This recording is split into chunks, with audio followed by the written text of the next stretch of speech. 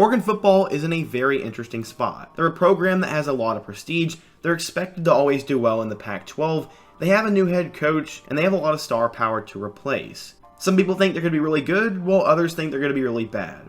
I think it'll lie somewhere in the middle, and in today's video, we're going to talk about Oregon football, go through their roster, who they lost and who they bring back, how I think they will do, and what expectations should be for the program. So, without further ado, let's just get started and preview Oregon football. Like we always do, in order to understand the 2022 team, we need to revisit 2021. The Ducks came into the year under Mario Cristobal, and they were ranked number 11 in the country. They're expected to win the Pac-12, and many thought there was an outside chance at the college football playoff. Anthony Brown was the starting quarterback, they had a pair of dynamic running backs in Travis Dye and CJ Verdell, and their two stars, Verone McKinley and Kayvon Thibodeau, were the anchors on defense. So how did the Ducks end up doing? Well, they got a scare from a pretty good Fresno State team in Week 1, and then in Week 2, they pulled off one of the most shocking upsets of the 2021 season. Without Kayvon Thibodeau, they went into the horseshoe at Ohio State and knocked off the number 3 Ohio State Buckeyes. They won the game 35-28 behind their ground attack, and this was huge. They are now in the driver's seat to the playoff if they could just hold on. They beat Stony Brook in Week 3 and easily take care of Arizona in Week 4, and it looked like smooth sailing ahead. Then the Stanford game happened. Oregon definitely played down to competition in this game, and after completely messing up at the end, Stanford forced overtime and then eventually won 31-24. Now the Ducks' playoff hopes were pretty much done unless they won out. The following week they would survive a home scare against Cal, and then they go on the road and beat a good UCLA team on College game day. After that, they easily took care of Colorado, Washington, and Washington State before they had a huge showdown with number 23 Utah.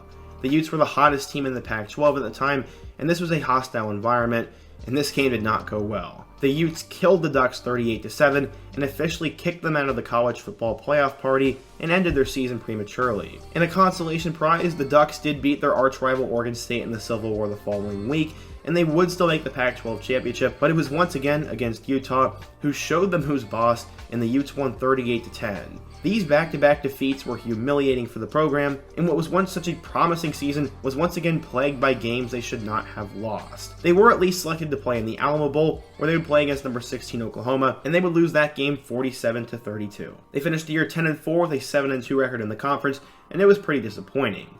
So, as we head into 2022, this Oregon program is going to look a lot different. Mario Cristobal took the head coaching job at his alma mater in Miami, so the Ducks went out and made a controversial hire and hired the young up-and-coming defensive coordinator from Georgia, Dan Lanning. He's going to bring a whole new different style to Eugene, and many wonder if he's in over his head. We're going to find out this year, and I'd say the expectation should be to at least make a bowl game. Some people will say it should be a lot higher, but I think all they need to do is make a bowl game. When you first take a look at who they lost, they only had one player drafted, and that was Thibodeau, who went in the top 10, but guys such as Verone McKinley, Devon Williams, Johnny Johnson, and CJ Verdell were all good and went undrafted. In terms of their recruiting ranking, they finished with a number 15 overall class according to 24/7 Sports, which was headlined by 5-star offensive tackle Josh Connerly Jr. They also signed 4-star linebacker Devon Jackson and 4-star corner Jaleel Tucker, and those are the 3 guys that really headlined the class.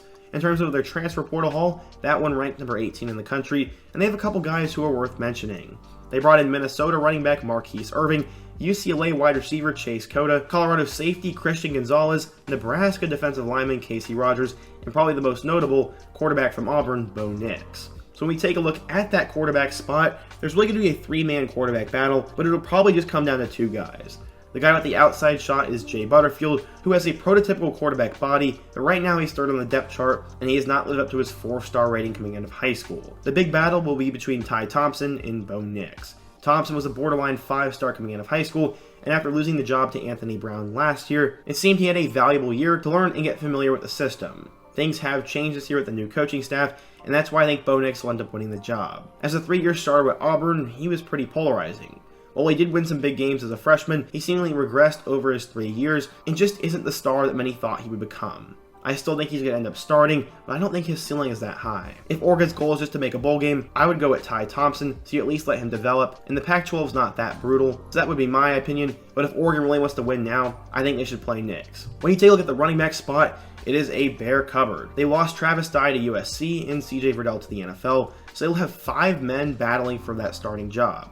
The presumed starter is Byron Cardwell, but guys such as Sean Dollars and the Minnesota transfer Marquise Irving are going to battle for those backup reps. Also, don't rule out Seven McGee and true freshman 4-star recruit Jordan James. If the Ducks want to have a good year, they're definitely going to need to see someone step up at this position, and since a lot of these guys are pretty highly rated or have some experience already, I'm not too worried, but I would like to see a guy solidify himself in the first few weeks. At wide receiver, I'm a little bit concerned. They lost their two best receivers in Johnny Johnson and Devon Williams, and they will have to replace them. Thankfully, there are multiple guys who can come in and play right away. The three guys I'm really excited to watch include Troy Franklin, UCLA transfer Chase Cota, and another big-time recruit in Chris Hudson. After that, you'll have Dante Thornton, Isaiah Crocker, and Isaiah Brevard, plus Josh Delgado. If some of those guys don't play well, don't be surprised to see some freshmen play, as they brought in two guys, Justice Lowe and Kyle Casper. Just like the running back spot, there is talent and potential there, but we need to see someone step up pretty quickly, or else it could be a long year for Oregon. On defense, they lose a decent amount, but that's Dan Lanning's specialty, so I'm really not worried about that side of the ball, and they have plenty of talent. Some guys I'm very excited to watch include Colorado transfer Christian Gonzalez, who looks like a young star, defensive back Jaleel Florence, outside linebacker DJ Johnson, their defensive lineman Sam Taimani, and the other defensive lineman in Jackson Johnson. One guy who definitely intrigues me is former 5-star linebacker Justin Flo, as he's sort of been a bust at this point, and let's see if he can put it all together and have a magical year. Overall, my main question marks surrounding Oregon include the offensive line and the quarterback and receiver. I'm not too worried about running back. So while there are a lot of question marks, Oregon still has a pretty favorable schedule, and they could have a good year. In week 1, they start out with Georgia. Dan Lanning will be playing against his old school, and fun fact, Bo Nicks could become the first starting quarterback in college football history to lose to Georgia 4 straight years. If he starts, that's what I think will happen, as I think Georgia will have this game over by halftime. In week 2, they get to go home and play against Eastern Washington, which will easily be a win.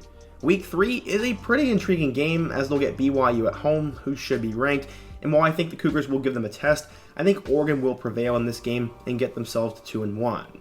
After that, they'll go on the road to a trap game against Washington State, who will play very physical and will be very well coached. While I wouldn't be surprised if Washington State won, I think Oregon will win that game, and they'll also beat Stanford in week 5. Some people were really high on the Cardinal, but after what happened last year, plus the downfall of the program the last few years, I really don't think Oregon's going to lose to them twice in a row, so I'm going to give them their 4th win of the year. After that, things start to get really interesting. They go on the road to Arizona, which many believe will be an easy game, but the Wildcats have recruited really well under second-year head coach Jed Fish, and they've brought in some impact transfers who could make them a better team.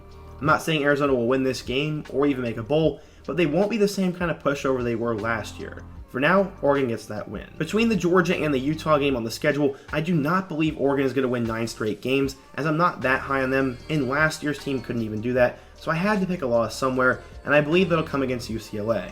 The Bruins are extremely experienced, and after last year's letdown against the Ducks, I think the Bruins are going to come into Eugene and win this game in a close one. After that, Oregon will go on the road to Cal, and I'm not very high on the Golden Bears, so I think Oregon will win that game pretty easily, and Colorado is probably the worst team in the Pac-12, so they will easily beat the Buffaloes. The last 3 games of the season are somewhat difficult in my eyes.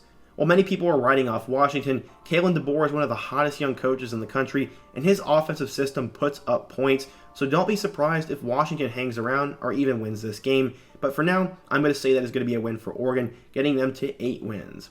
After that, they play against Utah at home, and the Utes are a dark horse playoff team who beat the crap out of them twice last year, so there's no reason for me to pick Oregon to win this game, so that will give them their 3rd loss of the year. Finally, they will play in the Civil War game against Oregon State, and while the Beavers are at home and much improved, I do believe Oregon will win this game by about 2 scores, but I also wouldn't be surprised if this game is close. That leaves a final record of 9-3 for the Ducks, and they'll obviously make a pretty decent bowl. In the thumbnail, I talk about the sad reality of Oregon football, and I say that because I think expectations are going to be way too high, and Dan Lanning will crumble under them. I think he's a good coach that's going to need a couple years to get it together, but Oregon fans and the media will think that Oregon needs to be really good right away, and that they should be competing for a playoff and winning Pac-12 championships each and every year.